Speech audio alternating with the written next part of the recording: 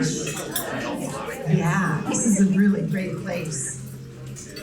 And I want to tell you, here's a throw out to my Greek Orthodox friends out there, or my Orthodox friends.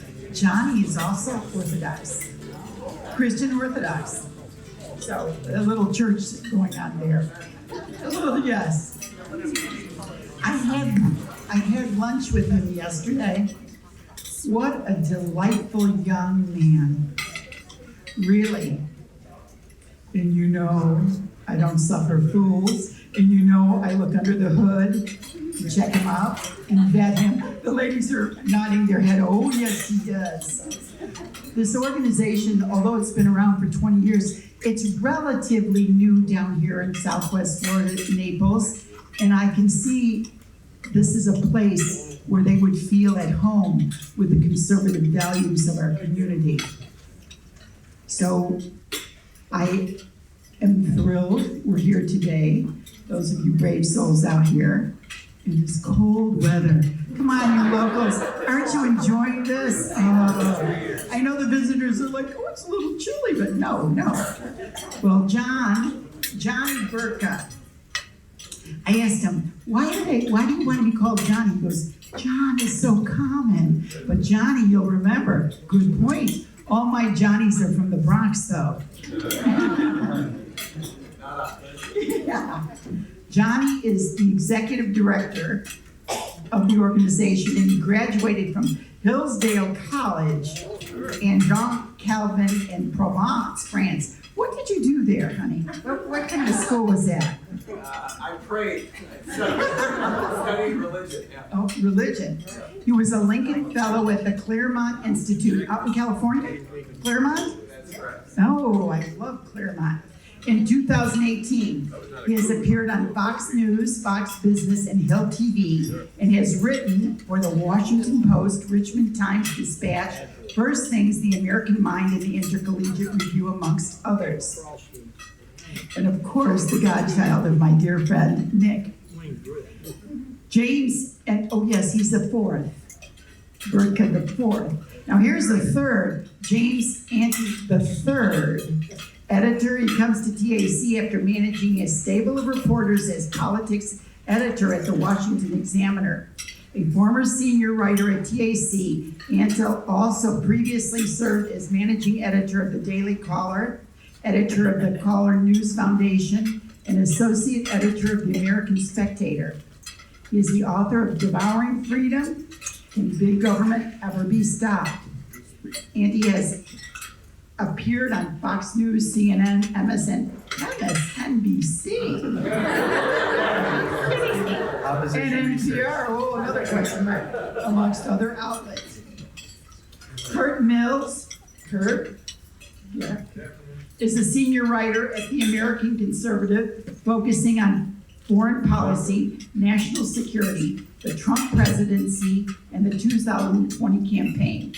Previously, he reported for the National Interest, the Washington Examiner, and the U.S. News and World Report, and is a 2019 Robert Novak Journalism Fellow and Fellow at the Claremont Institute. Oh, another Claremont Institute. Oh, I like that. Leonora, there's beautiful Leonora. Cravotta is Director of Operations with the American Conservative. She's also the co-host of the Scott Adams Show, a live daily show on Red State Talk Radio. Leonora received a BA in English and French from the Denison University, an MA in English from the University of Kentucky, and an MBA in marketing from Fordham University. Ooh, Leonora, nice resume. Emile Doak, right here, wave to people. This beautiful Emile, Director of Development overseas. Overseas, what the heck? We're going to get money overseas. I like that. The American Conservative fundraising efforts, that's what he's in charge of. He's a graduate of Georgetown University, where he studied political philosophy and theology. That's quite a combination. Woo, we want to hear about that. He writes regularly for the American Conservative, First Things, and Front Porch Republic. And without further ado, here is our beautiful panel.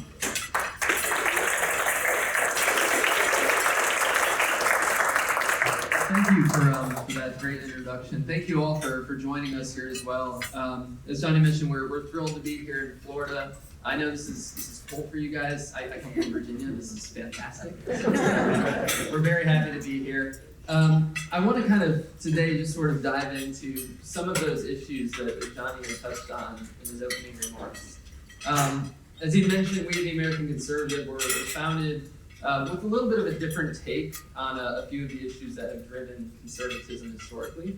And I think the three main ones that have sort of been a hallmark of marking us out differently, if you look at it, would be foreign policy, America First approach there, trade, political economy, as well as immigration.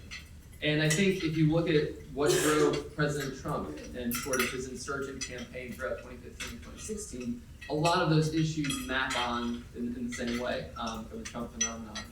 And I want to kind of dive into that a little bit. Now, you guys all have a copy of our print magazine, which has a cover story about Congressman Gates, who will be here shortly. That was written by our own Curt Mills, right here to my left.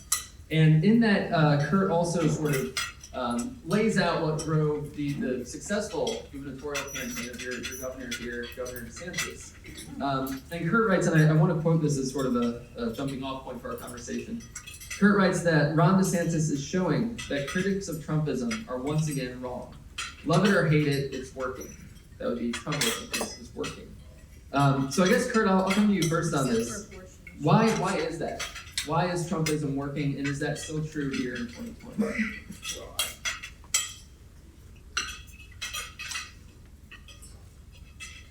Okay. Cool. Hi. Good afternoon, everybody. I think. Well, I don't want to be held to account because if it's not working come November, I don't want to find my address and complain about my cover story from last August. But what I will say broadly is that you might have noticed in 2016 in the primary and in the general election that Trump ruffled some feathers on the right. It's no secret that Trump does not get along at all with his immediate Republican predecessor, George W. Bush, or even any of the nominees that preceded him, Mitt Romney, John McCain, etc. In fact, the only living nominee that endorsed Trump in 2016 was Bob Dole.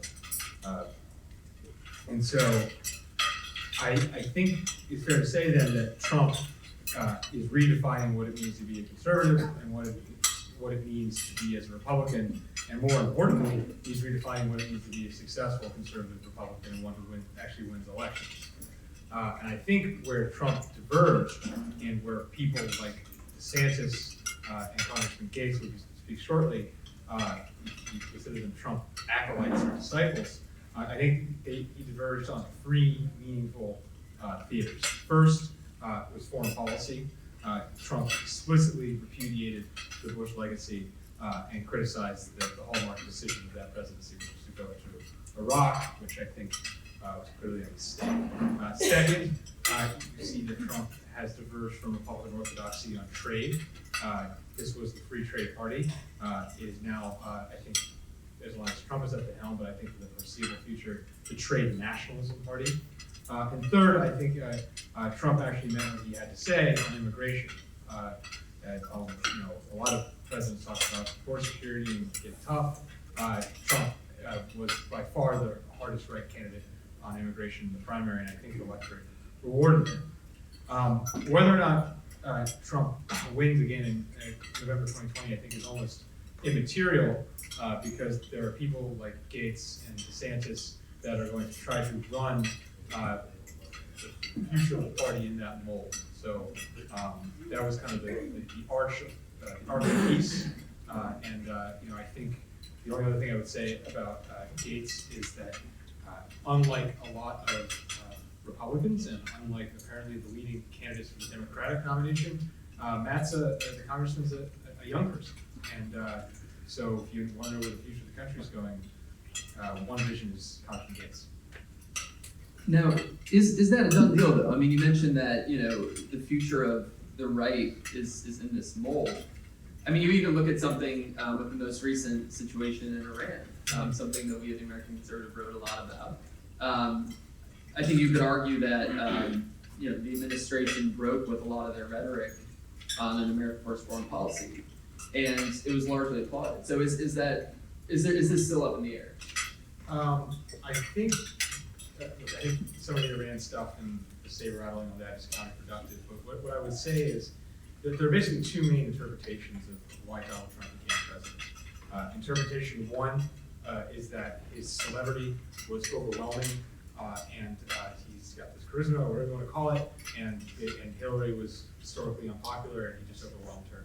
I think obviously some of that's true. I think it was definitely helpful that he was a celebrity. But I think I would rewind your clock back a little bit. In June 2015, before he announced, Trump was polling at about 1 or 2% in the polls. So at the time, his name recognition was about 94 or 95%.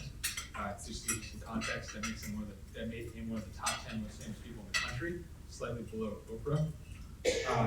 And he was at 1%. So if it was just the celebrity alone, I wagered that he would not have been the nominee, and he probably would have been laughed off like a lot of pundits and Politico thought he would. And I argue from the campaign speech on, the one that he came down the escalator, he emphasized trade nationalism, immigration restrictionism, and that our wars are a fiasco.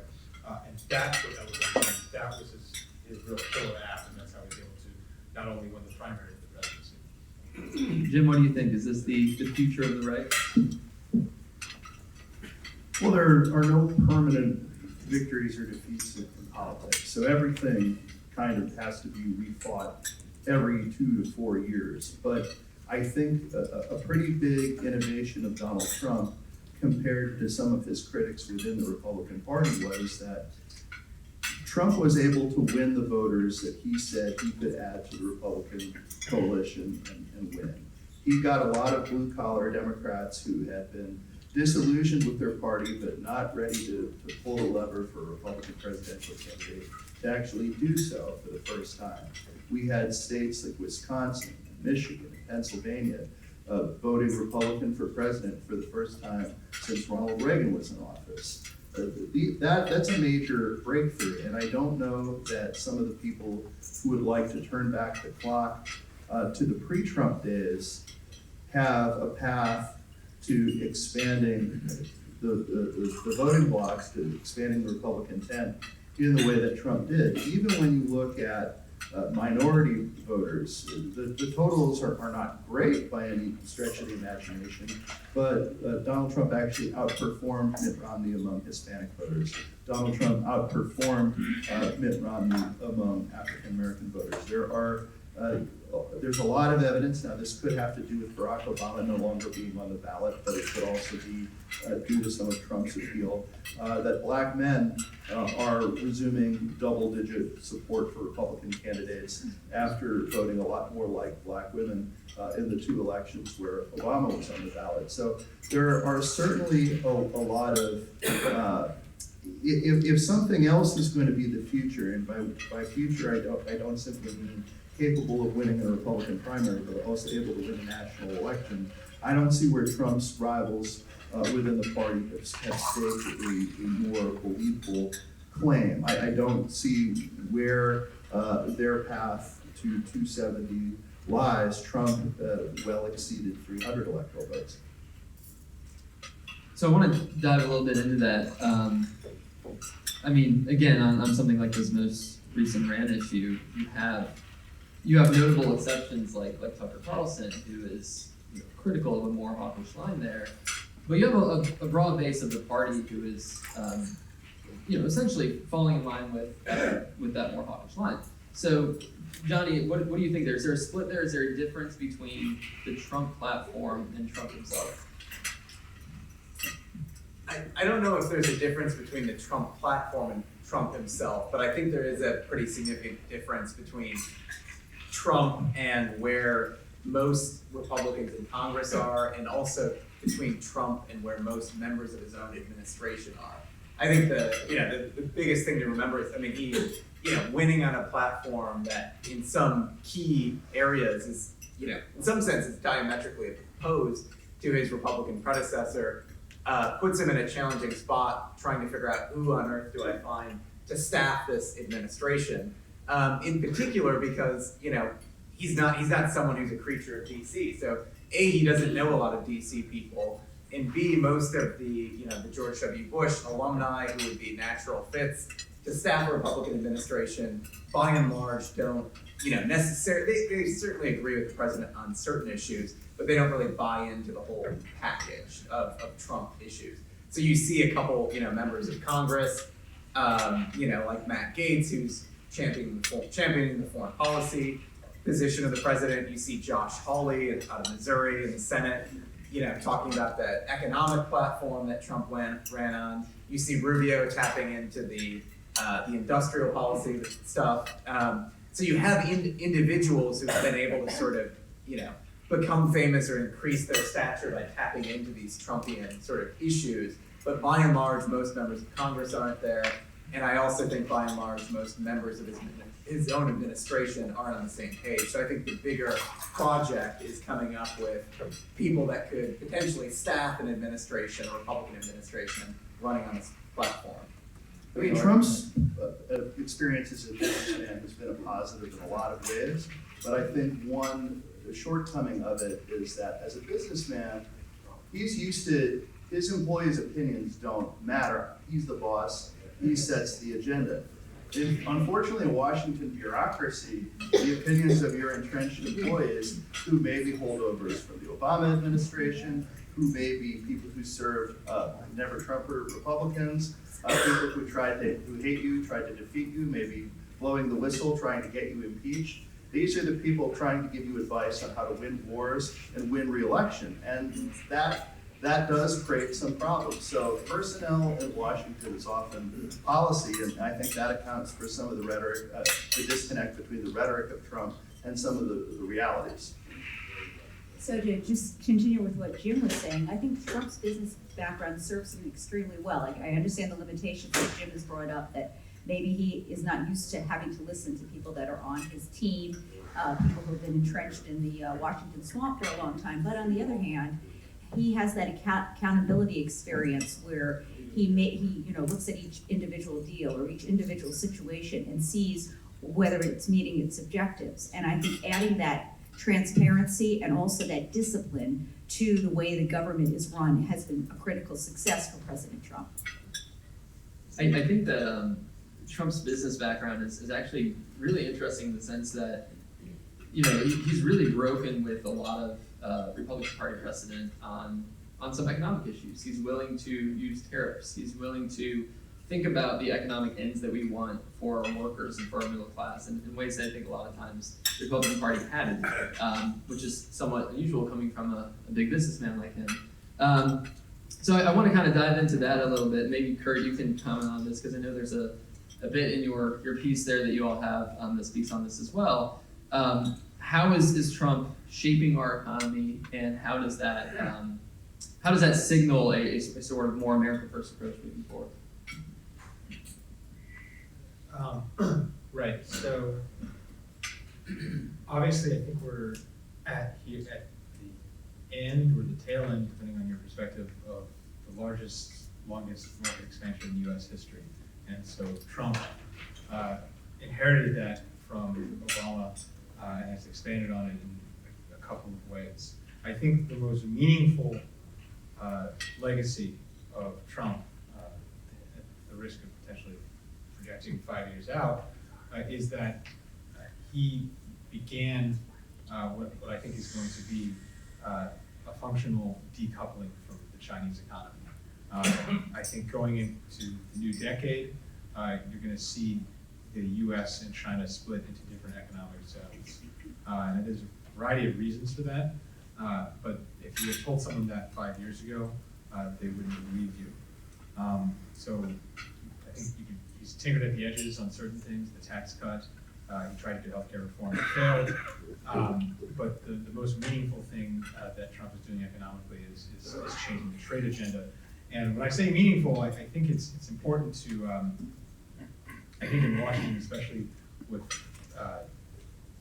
pretty polarized politics, the term meaningful can only be applied to policies that will outlive one administration or the other, right? So in that sense, Obama's presidency, while extremely historic and not particularly disastrous, wasn't all that meaningful. His healthcare program has been basically decapitated without the individual mandate. His Iran deal has been now officially nullified and quashed, and those were his signature domestic and foreign policy endeavors. Trump, on the other hand, whether you like him or not, I think stands to make a real dent and a real impact that no matter who's the president next, whether that's a conservative in 2024 or Bernie Sanders in 2021, that you're not going to see a reversal on. And I think that the big one is China. So we had some news recently with a new deal signed with China, their sort of phase one agreement that the administration has gotten a lot of heat on. Johnny, I know you've written extensively about our relationship with China and the threat that they pose. What are your thoughts on this latest deal and the administration's policies towards China? Yeah, I mean, I think overall the administration's, I've been very happy with how Trump has changed the conversation on China and connected it to his domestic sort of economic agenda to strengthen the communities that came out and voted for him in Michigan, Pennsylvania, Wisconsin, and Ohio. So in that sense, I think shifting the Overton window and probably making an impact, like Curt said, that'll last several presidencies beyond him, I think that's a great success. I mean, in terms of phase one of the deal, you know, there's a couple of intellectual property protections, currency manipulation, cracking down on those things. I think for the people that want to take a more harder line on China economically, which I would count myself among those, I think there's a number of things that I think could have been better. But part of me thinks that maybe, you know, phase one, getting this signed sort of gives a signal of stability for the economy going into the election, kind of conveys that, you know, the market will keep doing well. And so I guess my hope is that maybe after his reelection, you know, he'll put the screws on them again and bring them to the table for phase two in a more sort of perhaps dramatic fashion. I think one sort of stepping back, a bigger comment about whether or not something like tariffs really breaks from Republican orthodoxy. One thing that I think is important to remember is sort of the historic Republican position when it comes to economic nationalism. And it goes all the way back even before the Republican Party when you have George Washington includes in a number of his speeches, mostly at the sort of the request of Alexander Hamilton, the belief that, you know, protecting, maintaining our economic independence, particularly for essential military supplies, was essential for preserving our political independence. So you saw that in Washington, you saw it even more so in Hamilton when he wrote his report on American manufacturing, proposing a number of measures to be taken to support infant industries. You saw it with Thomas Jefferson, for example, was an ardent free trader. And then after the War of 1812, during the War of 1812, America established many of its own industries for the first time. After the war, Great Britain was really upset that America now had its economic independence. So they began doing what China was doing in producing excess product and dumping it into the American markets. So you had Thomas Jefferson then faced with sort of, none of the founders I think were sort of dogmatically ideological about whether it's free trade or protectionism. I think they were prudent statesmen who saw, okay, we have a threat. Great Britain's dumping their products in our markets. It's going to undermine these new industries that have formed. So we're going to use tariffs or other measures to protect our industry because we think it's essential for our independence. Then, you know, by the time Lincoln becomes president, you know, the Republican Party, the reason that Lincoln in large part won the state of Pennsylvania is because he promised that he was a tariff man. And, you know, the industrial barons in PA went for Lincoln. And so that sort of inaugurated an era of almost 100 years, maybe 80 years, where the Republican Party was the party of economic nationalism. So I really think that, and even the Wharton School of Business at University of Pennsylvania was founded to promote economic nationalism, to encourage that and inculcate that in businessmen, the country's greatest businessmen. So, and it's ironic that Trump himself went there. So I think in terms of the tariff question, Trump might be bucking 30 or 50 years of Republican orthodoxy, but he's harkening back to a Republican tradition that, goes all the way back to Lincoln and before that to the foundings. Jim, you've expressed some skepticism over Trump's use of tariffs and sort of this emerging calls for industrial policy. Is Johnny wrong? No, I think you could even look at, say, Ronald Reagan helped save Harley Davidson. They put import quotas on Japanese cars. George W. Bush imposed steel tariffs. But I think that Donald Trump and Ronald Reagan or George W. Bush definitely talked very differently about trade.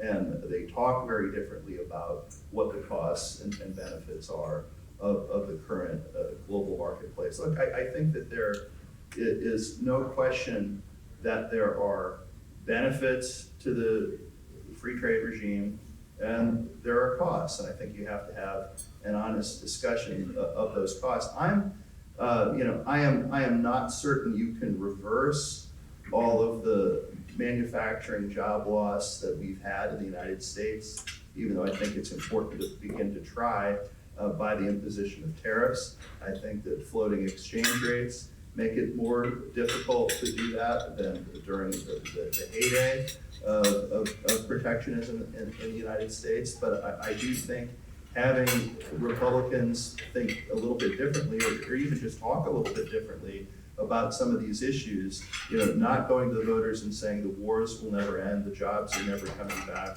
but somebody who wants to ban you from Twitter is going to get a tax cut. I think that type of talk probably isn't going to work electorally anymore. At the same time, I do think you have to be mindful of promoting policy, because there's always going to be people, whatever the government does, who are going to look at that as an opportunity to line their own pockets at the expense of the American people. And there's always a risk with things like industrial policy that could degenerate into cronyism, crony capitalism, and that's something that I don't think is a winner for Republicans going forward either.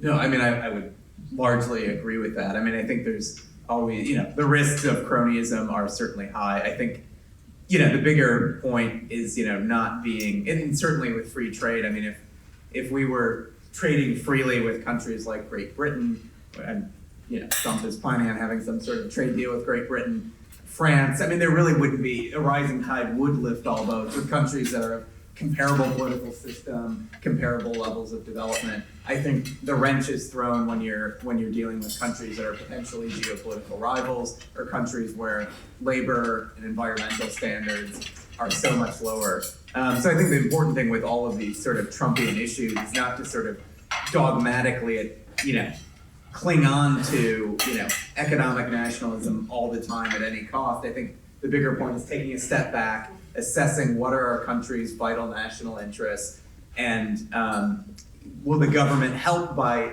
doing X or Y? And if not, then it's probably best to let, nature take its course. But if it looks like in order to, crack down the other country, taking advantage of our trade deals, I think it is appropriate to be more aggressive. And I think China's clearly a case where some of our openings to China clearly didn't work. And I'm not talking about the Nixon era openings to China, which I actually do think was helpful in us winning the Cold War. But I think our trade liberalization with China in the 1990s, at least compared to what we predicted in the 1990s and what is happening right now. Maybe the final outcome 50 years from now will be different, but in the 90s we were saying that the job losses to Americans would be minimal. Now I think there's a pretty strong economic consensus that that wasn't the case. We certainly all predicted that opening to China would cause political liberalization within China, would make China freer. There's not much evidence that that's the case, and some evidence that the opposite is happening. When you look at the pressure the NBA and a lot of major companies feel to preserve their access to the Chinese market, which is a very large number of consumers, but they have to do so on the terms of the Chinese government. So they have to risk, they can't risk saying anything that might offend the communist Chinese. That's not really how free trade was supposed to work. And so I think that has made a lot of conservatives and Republicans have second thoughts about some of these things. I think you see an instance of that with the whole debacle with the NBA. right? And you see how our sort of openness with China doesn't really go both ways. Leonora, what are your thoughts on our relationship with China, and especially in light of their growing cultural power, it seems? Well, I think the New Deal will help our relationship with them, because particularly the work that we're doing on the security front of information protection of intellectual property. Now that we're holding their feet to the fire about making sure that our intellectual property is protected, that we don't have to follow the regulations of transferring certain data to them, I think that will go a long way. And I think the more that we stick to the guidelines that we set with them, then those concerns about, okay, China isn't gonna follow through with what they said, they're gonna skirt things like they did in the past, more of those concerns will be mitigated. But again, the proof is in the pudding. We have to see how this deal that just, has just occurred, how it rolls out. But personally, I am optimistic. I think it's useful when discussing this sort of thing, and I try to frame up my own coverage, and I think the magazine does as well, to address how we got here. And I think from TAC's perspective, broadly comes from an anti-war tradition.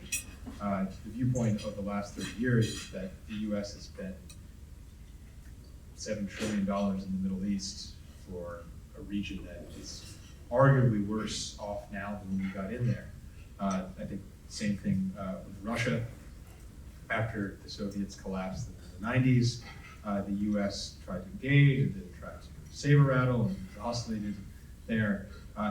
America has wasted a ton of money and time and lives, frankly, a lot of people my age, in theaters that are not consequential to U.S. national interests or even our own superpower status.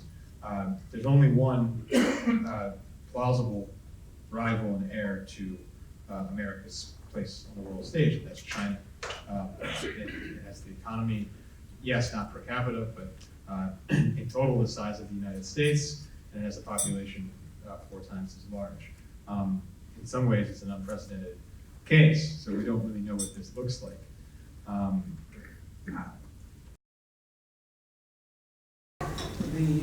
think you ought to bring it up in the United Nations and make it a point.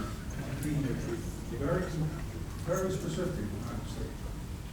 And bring it out there, and also put a warning out that any attempts will be met with military strikes on the oil. Be very specific and be aggressive. That's my comment to that threat. Can you repeat this comment? The comment was there was a fat law, maybe, not even a fat law. Somebody put a $3 million bounty on President Trump's head. Today, so what I'm saying, bring it up in right in the United Nations, make it very specific, and tell the United Nations right there will be consequences. Any attempt, if this is in any way realistic, we will destroy refineries in Iran. We'll destroy this is not an issue that cannot be handled directly. Now, my question, does the conservative organization, the paper, have anything to say about deficits, which used to be a discussion? No longer it's fading away, and I think there's a reason for it, because even the economists don't understand the concept of money. It's completely fungible. So as far as I'm concerned, they can drop the whole issue on deficits. Jim? Well, we pretty much have dropped the whole issue of deficits. Under Obama, we were running $1 trillion annual deficits. We're now back to nearly running $1 trillion annual budget deficits in a time of prosperity, and as close as we ever get in these days to peace. We are running deficits of that size.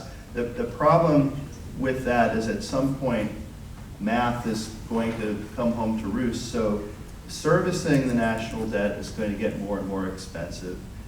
We're assuming that interest rates are never going to go up. They're going to stay as low as they currently are.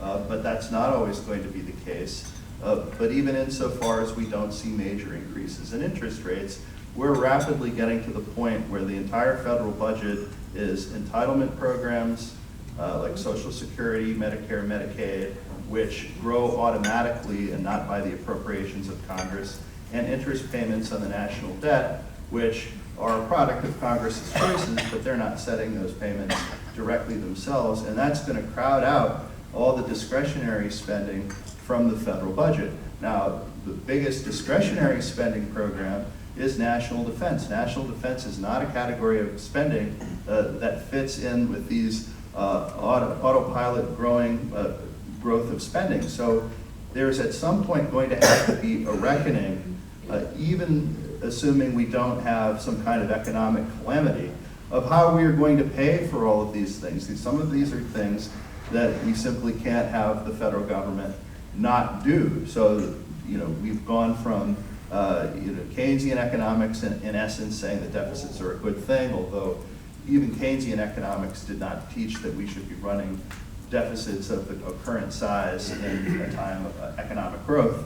And we've had Dick Cheney say that deficits don't matter, although I think he meant that more politically than he meant it economically. I think it's clearly true it's politically riskier to cut spending or raise taxes than it is to run huge deficits. That's why all the politicians run huge deficits. So there's going to come a time where we're paying with Republican tax rates for Democratic spending programs and both parties' wars. Eventually, one of those things is going to have to give. And, on the question of Iran, I'm all for our government doing anything in its power to hit back at people who kill Americans. What our wars of the last 2 decades have increasingly done, though, they may start with the motivation of protecting Americans, but we end up staying in these countries to prevent foreigners from killing each other and to decide which faction and which style of Islam and which group we're going to put in charge this week. And then when they explode IEDs against our troops and we shoot back, they say they're going to kick us out of the country. Okay, goodbye.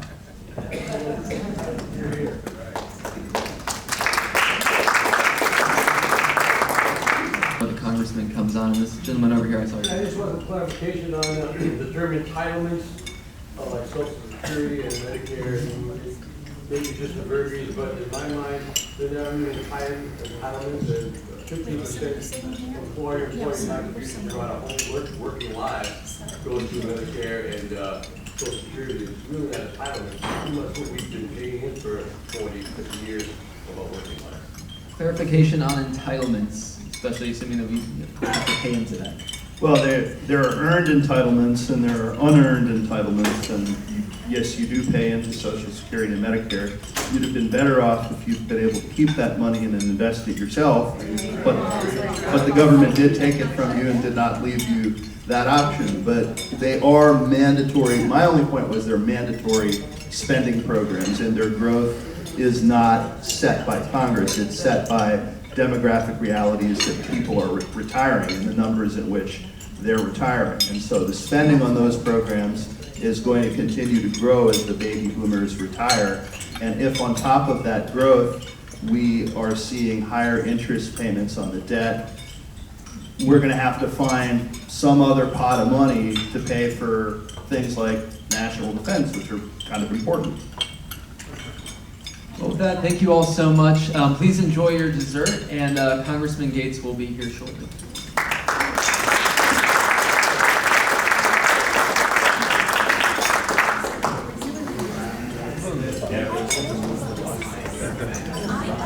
Yeah.